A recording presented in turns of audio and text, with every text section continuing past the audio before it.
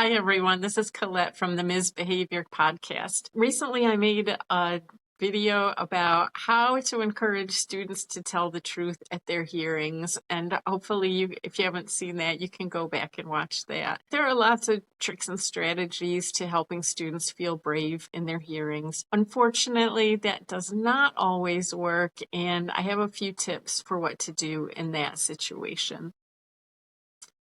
First off, when a student is just sticking to their story, you're reading a credible account of what happened, and you can tell the student is just lying. Stick with them.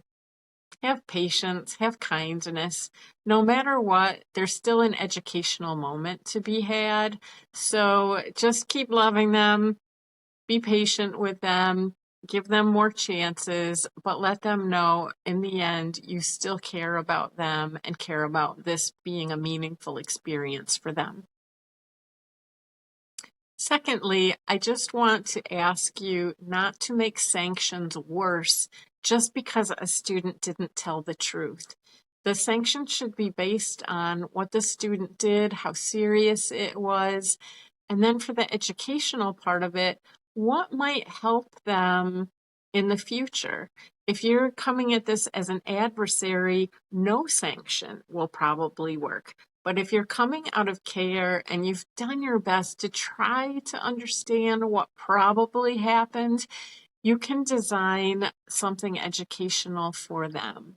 And it might be just having a chance to talk about what happened with another party, whether you call that mentoring or a reflection meeting or something like that, or maybe even following up with you just because you want to check in and see how they're doing, but also see if they've had a chance to reflect on anything differently.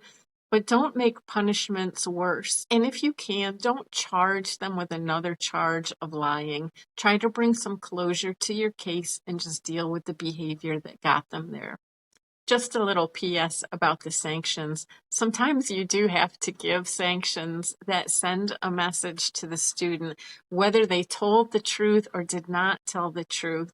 Sometimes that is called probation or a more serious warning. Because you are worried about them. Maybe they've shown signs of repeating things. They're not being ready for the independence that college is giving them. But make sure that they understand that's why and that it's not meant as a punishment, but it's just meant out of care to make sure they understand how steep the consequences are if they repeat something. So, okay, the student is lying. They didn't tell you what they did. There's still an opportunity for education here. And sometimes that's in the form of a hypothetical.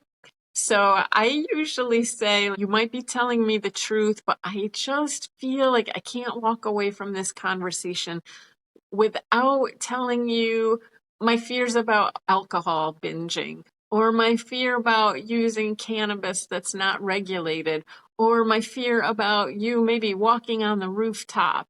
And usually that fear is for them first and their safety.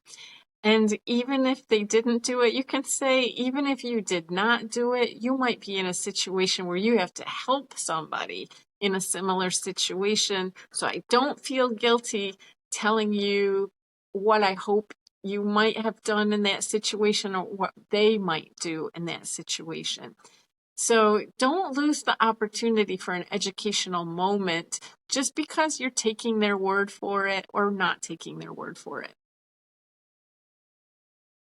When a student has not told you the truth, then you need to make a decision about whether you have a preponderance of evidence or not.